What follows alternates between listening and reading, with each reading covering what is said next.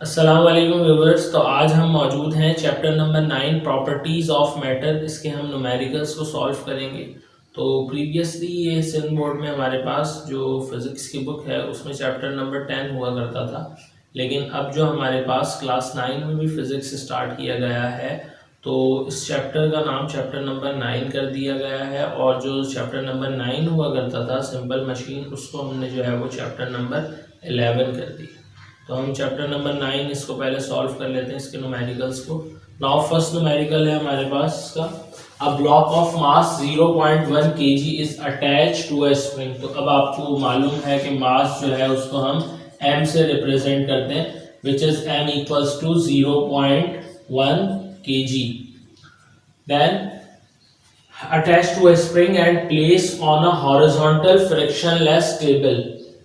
तो वो अटैच है हमारे पास, प्लेस है रखा हुआ है, और स्प्रिंग जो है वो अटैच है and place on a horizontal frictionless table. एक फ्रिक्शनलेस टेबल है, एक एंड से जो है वो स्प्रिंग उससे अटैच है और दूसरी साइड से हम उसको स्ट्रेच कर रहे हैं। The spring is stretch 20 centimetre. जब हमने उसको स्ट्रेच किया है तो जो उसकी हमारे पास डिस्टेंस आई है एक्सटेंशन वो 20 सेंटीमीटर की है, जिसको हम एक्स से रिप्रेजेंट करेंगे। x equals to 20 centimeters when a force of 5 Newton is applied। जब हमने फोर्स अप्लाई की है 5 न्यूटन, यानी which is F is equals to 5 Newton. Calculate the spring constant. Spring constant को हम k से रिप्रेजेंट करते हैं, कि आपसे वो पूछ रहा है। तो डाटा हमारा कंप्लीट है, मास गिवन है, x की वैल्यू गिवन है, एक्सटेंशन लेंथ ही होती है, spring distance F 5 Newton given है, और जो स्प्रिंग कांस्टेंट है k से आपने रिप्रेजेंट किया। अब सॉल्यूशन में आ जाते हैं तो हमें जो है वो हुक्स लॉ समझ आता है कि इसमें अप्लाई हो रहा है F इक्वल्स टू kx। ठीक है, तो हम k मालूम करने के लिए F की वैल्यू हमें गिवन है यहाँ पर 5 न्यूटन और x जो है वो 20 सेंटीमीटर। तो सेंटीमीटर से हम इसको कन्वर्ट कर लेते हैं, मीटर में आ जाते हैं। तो उसका सिंपल मेथड है, 20 को आपने डिवाइड कर दिया 100 से, 0 से 0 कैंसिल, एक और 0 कटा तो पॉइंट आ गया, यानी कि 0.2 मीटर। अब आपने वैल्यूज पुट करनी है। एफ आपके पास 5 न्यूटन है, के आपको मालूम करना है, और एक्स की वैल्यू आपके पास 0.2 मीटर्स आ गई है।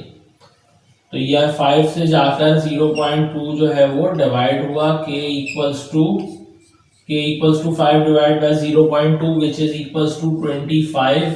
और यूनिट इसका आपके पास न्यूटन पर मीटर, क्योंकि फोर्स का न्यूटन यूनिट है, और जो 0.2 ये वैल्यू एक्स की है इसका यूनिट आपके पास मीटर हो चुका था। तो ये आपका न्यूमेरिकल नंबर 9.1 कंप्लीट हो गया है।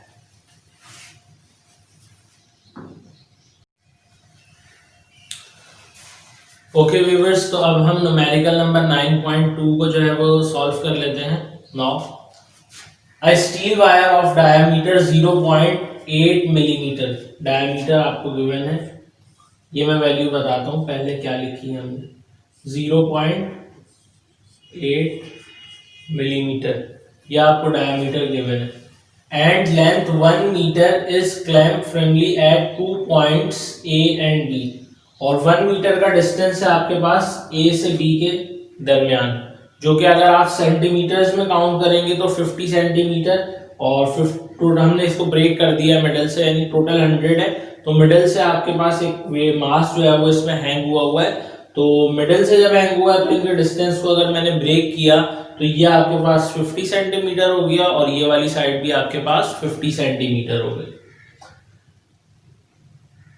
And in the same horizontal plane a block is hang from the middle point. तो एक ब्लॉक आपके पास जो है वो सेंट्रल पॉइंट से हैंग हुआ है of the wire such that the middle point sags by 1 centimetre. और जो मिडल पॉइंट जहां से हैंग हुआ है वो उस हमारे पास जो स्ट्रिंग है, जो वायर है, उसकी length 1 centimetre. Calculate the mass of block. Block का आपने मास कैलकुलेट करना है। तो मैं इसमें m equals to mass of block आपने कैलकुलेट करना है, क्वेश्चन मार्क आ गया। बाकी डाटा में सारी चीजें आपके पास फिगर बनी हुई है, इसमें भी आपको रिप्रेजेंट हो रही है, तो आपको जो है वो रिप्रेजेंट करने की जरूरत नहीं है। नाउ हम सॉल्यूशन पे आते हैं डायरेक्ट। तो अब देखें आपने क्या सबसे पहले करना है, इसमें आपने जो है वो डायरेक्ट इस ब्लॉक का मास आप कैलकुलेट करना पॉसिबल नहीं है। तो आप सबसे पहले सपोज कर लेंगे कि आप let be the triangle A C D, इसको आप सॉल्व कर लेते हैं। ये एक राइट ट्राइंगल आपके पास बन रहा है, let triangle A C D. तो अगर इस पे आप पाइथागोरस से इसको सॉल्व करें,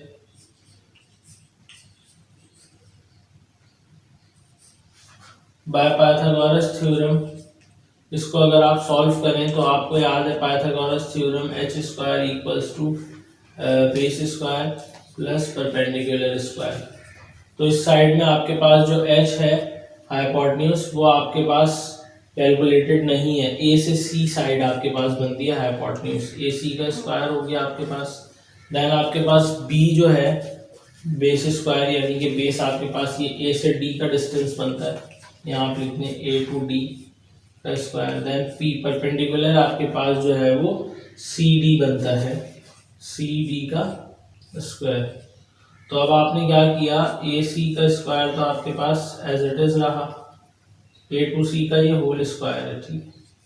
और ये आपके पास ए से डी की जो लेंथ है वो आपको कितनी गिवन है, 50। तो ये आपके पास 50 का स्क्वायर आपने कैलकुलेट करना होगा। देन ये सी टू डी आपके पास 1 है। सो फाइनली ए सी का स्क्वायर आपके पास जो है वो आया 25। 50 को 50 से आपने मल्टीप्लाई करवाया तो 2500 आ गया आपके पास प्लस 1। देन आपने स्क्वायर को हटाने के लिए अंडर रूट अप्लाई किया, तो ये ए सी तो आपके पास रूट से कैंसिल होकर बाहर आ गया, और इस टर्म पे आपके पास रूट आया 2501 पर। तो इसका जब आपने रूट कैलकुलेट किया, यानी ए सी की आपके पास लेंथ आ गई, ये जो लेंथ आई वो 50.009। तो ये आपके पास सेंटीमीटर्स में ही इसकी लेंथ आई है। तो अभी आपके पास सिर्फ ये ए टू सी वाली साइड की लेंथ आपने कैलकुलेट की है। अब आप इसमें चेक करेंगे किस तरीके से कि सेकंड वाली जो लेंथ है आपके पास, सेकंड दूसरी साइड जो है बी टू सी, वो भी इक्वल है ए टू सी के। और ये ओवरऑल जो है फर्स्ट वाली का जो ए टू बी है हमारे पास, उसका मैंने नाम दे दिया है L1, ठीक है। ए टू बी जो मेरे पास है equal to a to b, and L2 को मैं नाम दे रहा हूं, L2 मेरे पास इक्वल होगा ए सी प्लस बी टू सी। तो आपको एक और चीज ये भी मालूम है कि ए सी इक्वल है बी सी के। अब आपने क्या करना है, अब इस वाली चीज को अगर आप सॉल्व करें, L2 इक्वल्स टू आपके पास वैल्यू कितनी आ जाएगी, ए सी की वैल्यू है आपके पास 50.009, और बी सी की भी वैल्यू आपके पास आएगी 50.009। तो अब ये आपके पास टोटल इसका रिजल्ट आएगा 100.019 समथिंग कुछ आया, इतना भी आप लिख देंगे काफी है। ये आपके पास L2 आ गई, और L1 आपके पास बराबर थी, यानी टोटल जो कि था 50 सेंटीमीटर में आप बता सकते हैं। अब आपने करना क्या है, आपने मालूम करना है change in length delta L. तो डेल्टा एल आपको बताता है, डेल्टा एल बराबर होता है L2 माइनस L1 के। तो delta l equals to L2 की वैल्यू आपको गिवन है कितनी, 100.019, माइनस आपने कर दिया इसमें से L1 की वैल्यू जो कि आपको गिवन है 50। तो फाइनल आपके पास जो डेल्टा एल का रिजल्ट आया वो आया आपके पास 0। L1 की आपके पास जो वैल्यू थी वो 50 नहीं बल्कि टोटल जो है 100 थी। 50 तो वन साइड की लेंथ थी ए टू डी, तो 50 प्लस 50 था, ये टोटल 100 था आपके पास। तो आपने यहाँ पर पुट कर दी इसकी L1 की वैल्यू जो कि 100 थी, तब आपने 100 से माइनस किया 100.019 से माइनस किया आपने 100 को, तो ये 0.019 आपके पास सेंटीमीटर डेल्टा एल आया। अच्छा, डेल्टा एल भी हमने क्यों निकाला है, इसका रीजन था क्योंकि जब हम फॉर्मूला अप्लाई करेंगे यंग मॉडुलस का, वो हमारे पास इक्वल होता है F L upon A into delta L. तो इस फॉर्मूला को हम चेंज कर लेते हैं, तो y इक्वल्स टू एफ की जगह मैं mg यूज कर रहा हूँ, फोर्स इक्वल टू वेट भी होता है क्योंकि l upon a into delta L. L जो है वो इनिशियल है, इसको L1 भी बोल सकते हैं हम। यहाँ पर हमें मालूम क्या करना है, हमें m मालूम करना है। तो m को अगर मैं सेपरेट करूं यहाँ से, यानी m मेरे पास इधर ही रहा, ये जो दोनों टर्म्स डिवाइड में वो आकर y से मल्टीप्लाई हो गई, और जो g और L1 है वो आकर डिवाइड हो जाएगी, यानी कि m equals to y multiply by a into delta l upon आपके पास जो है वो mg आकर क्या हो जाएगा, डिवाइड हो जाएगा, gl आकर आपके पास gl1। ठीक है, और एक और स्टेप इसमें कर लेंगे हम। वायर के लिए एरिया का फॉर्मूला हमारे पास होता है, वाई ऐसे ही रहेगा, a की जगह आ जाएगा पाई आर स्क्वायर, और ये delta L as it is आ गया अपॉन में g और l आ गया। तो अब हम r कहाँ से लाएं, तो r हम ले आते हैं यहाँ पे 0.8 मिलीमीटर गिवन है। इससे आप जो है पहले इसको सेंटीमीटर में कन्वर्ट करें। सेंटीमीटर में कन्वर्ट करने का मतलब है आपने इसको कर दिया डिवाइड बाय 10, मिलीमीटर से सेंटीमीटर में आप आ रहे हैं, तो डिवाइड बाय 10 जब आपने किया तो ये 0.08 सेंटीमीटर आ गया आपके पास। मे बी कि आपको क्लियरली विजिबल हो, 0.08 सेंटीमीटर आ गया। अब देन आपने क्या करना है, इससे r में आप आ रहे हैं तो इसमें रेडियस में चेंज करने का मतलब ये है कि d अपॉन 2, तो डायमीटर को आपने डिवाइड कर दिया डिवाइड बाय 2, तो आपको इस चीज का अंदाजा है कि r इक्वल टू आपके पास आ जाएगा 0.04, और ये कहलाएगा सेंटीमीटर। तो ये 0.04 सेंटीमीटर को आपने इधर पुट कर देंगे। अब आपके पास तमाम वैल्यूज मौजूद हैं, अब इस पार्ट में आप पुट करने जा रहे हैं, तो m इक्वल्स टू y की वैल्यू जो आपको यंग मॉडुलस गिवन था सबसे पहले क्वेश्चन में, ठीक है, और y जो आपको गिवन है वो डाइन पर सेंटीमीटर स्क्वायर वाला गिवन है। इसी वजह से हमने तमाम जो लेंथ्स थी या जो डिस्टेंस कह लें आप वैल्यूज है उनको कन्वर्ट नहीं किया, बल्कि सेंटीमीटर में ही रखा है, और शुरू में 1 मीटर अपार्ट था उसको हमने सेंटीमीटर में इसी वजह से चेंज किया था, और बल्कि फिगर में गिवन था। नाउ वैल्यूज हम पुट कर देते हैं, ये आपके पास 2 एक्सपोनेंट 12 आ गया जो गिवन है।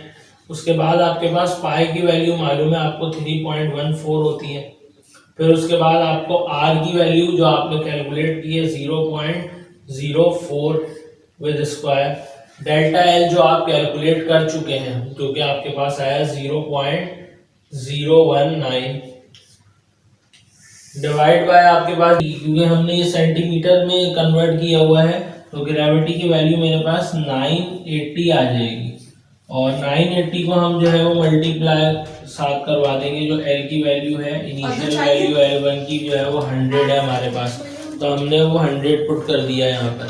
ठीक है, अब जब हमने इसको फाइनली सॉल्व किया तो किस तरीके से 2 को मल्टीप्लाई किया 3.14 से, 0.04 का स्क्वायर ले लिया, 0.019 से मल्टीप्लाई किया, देन डिवाइड बाय 98000 से हमने इसको डिवाइड कर दिया, तो जो इसकी वैल्यू आई टोटल फाइनल वो आ गई 1948.08 हमारे पास इसका आंसर आ गया, और ये हमारे पास जो है वो ग्राम्स में आया है।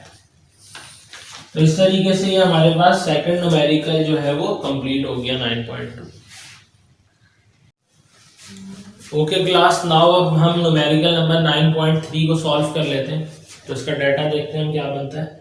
Steel wire 8 metre long, steel wire है यानी कि लेंथ आपको गिवन है। सबसे पहले डाटा में आपने इसकी जो है वो लेंथ बना ली, L इक्वल्स टू आपको गिवन है कितना 8 metre long, then and 4 millimetre in diameter, और डायमीटर आपको इसका गिवन है 4 मिलीमीटर। 4 मिलीमीटर से अगर हम मीटर में आना चाहें तो इसको हम डिवाइडेड बाय 1000 कर देंगे, तो ये 4 एक्सपोनेंट -3 आपके पास मीटर्स आ गया।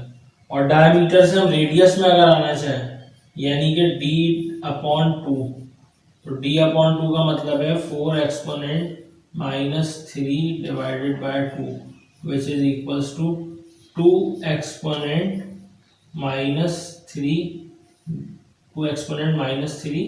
मीटर्स। तो ये आपके पास, साथ ही मैंने रेडियस कैलकुलेट कर लिया क्योंकि हमें रेडियस की आगे जो है वो इसमें ज़रूरत पड़ेगी।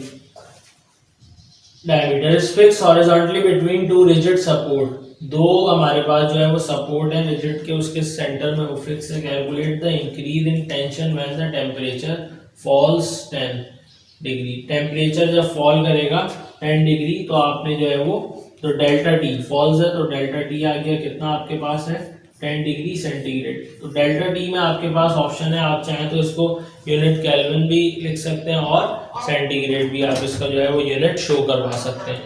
अब देन आपके पास जो है वो हम सॉल्यूशन में आ जाते हैं इसके।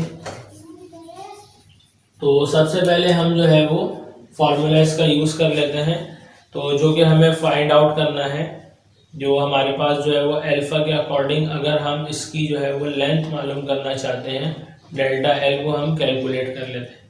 तो जो आगे हमें ज़रूरत पड़ेगी लास्ट फार्मूला में, जब हमें जो है वो टेंशन यानी कि फोर्स मालूम करनी होगी, मैं यहाँ लिख देता हूँ F इक्वल्स टू, फोर्स बोल रहे हैं यहाँ पे, हम टेंशन को T भी बोल सकते हैं, एक ही बात है।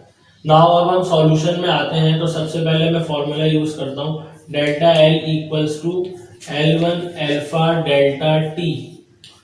अब मेरे पास वैल्यूज है इसकी गिवन है, L1 आपको गिवन है जो कि कितना है 8 है, ये 8 आपने पुट कर दिया। अल्फा की आपके पास वैल्यू है 12 एक्सपोनेंट -6 और डेल्टा टी की वैल्यू जो कि आपके पास 10 है। अब आप इनको सॉल्व कर लें तो ये आपके पास 12 8 जो है वो 96 हो गया और 10 से मल्टीप्लाई हो गया 9600 हो गया एक्सपोनेंट -6। तो यहाँ भी आप रोक सकते हैं इसको, 2 पॉइंट इसके मूव कर दे तो 9.6 एक्सपोनेंट -4 और ये आपके पास मीटर्स में आ गई। ठीक है, यहाँ तक आपके पास ये वैल्यूज आ गई हैं। और जो है अब आपने क्या करना है, सेकंड फार्मूला फोर्स मालूम करने के लिए यंग मॉड्यूलस के अकॉर्डिंग, ये जो आपको दोनों गिवन थे वैल्यूज वो आपको मालूम है, y equals to F L upon A into delta A, पहले भी हम देख चुके हैं, यही फॉर्मूला होता है। फोर्स मालूम करनी होगी आपने, तो फोर्स एक तरफ हो गई आपके पास, यही मौजूद रही, ए इंटू डेल्टा ए जाकर मल्टीप्लाई हो गया यंग मॉड्यूलस बाय से, और एल जो है वो आकर डिवाइड हो जाएगा। तो ए आपके पास आकर यहाँ पर ए डेल्टा एल अपॉन एफ के साथ एल मौजूद था, ये आया किसके साथ है, मल्टीप्लाई हुआ ए डेल्टा एल वाई के साथ और एल आकर डिवाइड हो गया। अब आपने क्या करना है, आपको मालूम है वायर की बात हो रही है, वायर के एरिया का फॉर्मूला होता है पाई आर स्क्वायर और ये delta L as it is आ गया अपॉन में एल आ गया। अब इस फॉर्मूला में आपने वैल्यूज असाइन करनी है। So F equals to Y की वैल्यू आपको गिवन है 2 exponent 11 which is multiplied by pi, pi की वैल्यू भी आपको मालूम है 3.14 होती है। आर की वैल्यू आप कैलकुलेट कर चुके हैं, यहाँ पर कितनी आई थी 2 एक्सपोनेंट -3, इसका स्क्वायर आपने लिया है। उसके साथ ही आपके पास जो है वो कौन सी वैल्यू है, डेल्टा एल, डेल्टा एल जो कि आप कैलकुलेट कर चुके हैं, डेल्टा एल की वैल्यू आपने कैलकुलेट कर ली, तो वो कितनी है आपके पास 9.6 एक्सपोनेंट -4 डिवाइडेड बाय, डिवाइड हो गई आपके पास ये term 9.6 exponent -4 divided by L. L की वैल्यू आपके पास जो गिवन थी वो आपको 8 मीटर है। तो आपने ये जब कैलकुलेट की ये सारी वैल्यूज को सॉल्व किया तो आपके पास जो फाइनल रिजल्ट आ रहा है वो कुछ तो जब आपने इसको फाइनली सारा कैलकुलेट किया, कैलकुलेटर में एज इट इज पुट करने के बाद आपके पास इसका आंसर आया 301.84 से ये न्यूटन। ओके सो क्लास, ये आपका न्यूमेरिकल नंबर 9.3 भी कंप्लीट हो चुका है।